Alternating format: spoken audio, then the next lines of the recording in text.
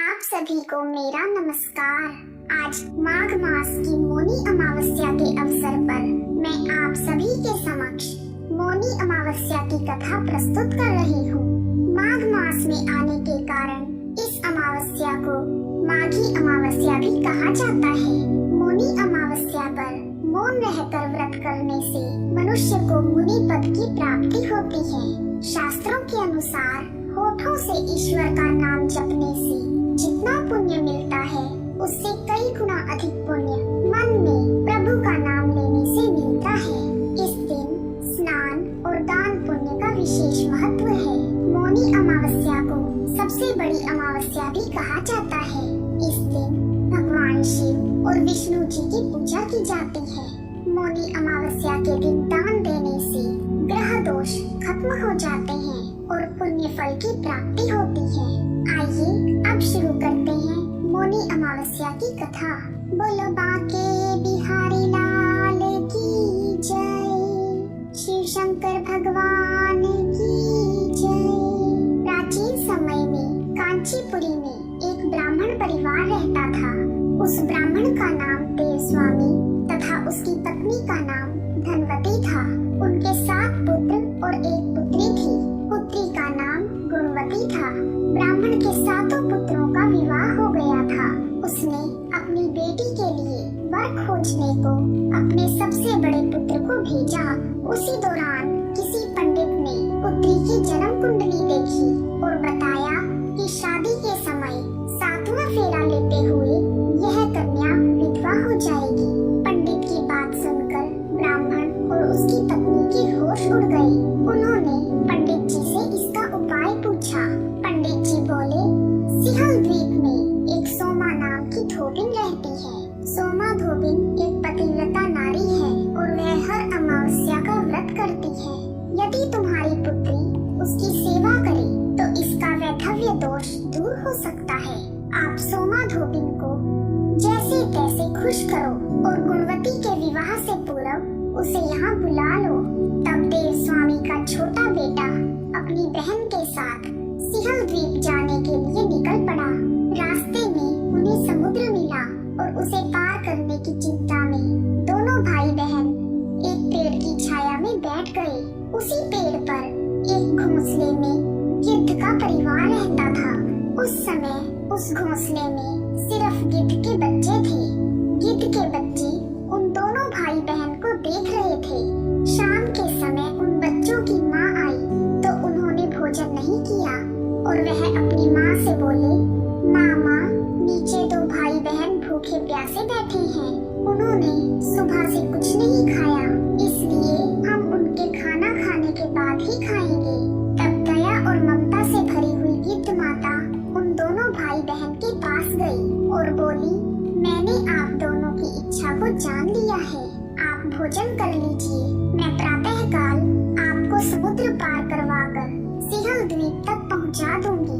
गिद्ध माता की बात सुनकर दोनों भाई बहन बहुत खुश हुए और दोनों ने भोजन किया। सुबह होते ही गिद्ध माता ने उन दोनों को सोमा धोबिन के घर तक पहुंचा दिया। वह दोनों भाई बहन उसी गांव में सोमा धोबिन के घर के पास ही एक कमरा लेकर रहने लगे। वे दोनों सुबह जल्दी उठकर सोमा के घर की साफ सफाई आदि सारे काम कर देते थे। एक दिन सोमा ने अपनी बहुओं से पूछा, यह सुबह सुबह घर के सारे काम कौन कर देता है? बहुएं बोली, हमारे सिवा कोई बाहर का आएगा इस घर का काम करने के लिए। सोमा धोबिन को अपनी बहुओं पर विश्वास नहीं हुआ। वह सच जानने के लिए सुबह जल्दी उठी और उसने उन दोनों भाई बहन को अपने घर का काम करते हुए देखा। तब उसने गुणवती से पूछा कि तुम दोनों कौन हो और यह घर का सारा काम क्यों कर रहे हो? तब गुणवती के भाई ने सोमा धोबिन को पूरी बात बताई। सोमा ने उनके सेवा भाव से प्रसन्न होकर उचित समय पर उनके घर पहुंचने का वचन देकर उस लड़की के वैधव्य दोष के निवारण का आश्वासन दिया। मगर भाई ने उससे अपने साथ चलने का आग्रह किया। सोमा धोबिन उन्हें मना नहीं कर पाई और उनके साथ चल दी। चलते समय सोमा ने अपनी बहुओं से कहा, यदि मेरे पीछे किसी का देहांत हो जाए तो उसके शरीर को नष्ट मत करना, तुम मेरा इंतजार करना। और इतना कहकर वह भाई और बहन के साथ कांचीपुरी चली गई। कुछ दिनों बाद गुणवती के विवाह का कार्यक्रम तय हो गया और विवाह के समय 7वां फेरा होते ही गुणवती के पति की मृत्यु हो गई। तब सोमा ने तुरंत ही अपने संचित पुण्यों का फल गुणवती को प्रदान किया, जिसके प्रभाव से गुणवती का पति जीवित हो गया। तब सोमा धोबिन उन्हें आशीर्वाद देकर अपने घर के लिए रवाना हुई। गुणवती को अपने पुण्य का फल देने से सोमा के घर में उसके पुत्र, जमाई और पति तीनों की मृत्यु हो गई। उस दिन माघ मास की अमावस्या थी और सोमा धोबिन ने अमावस्या का व्रत किया हुआ था।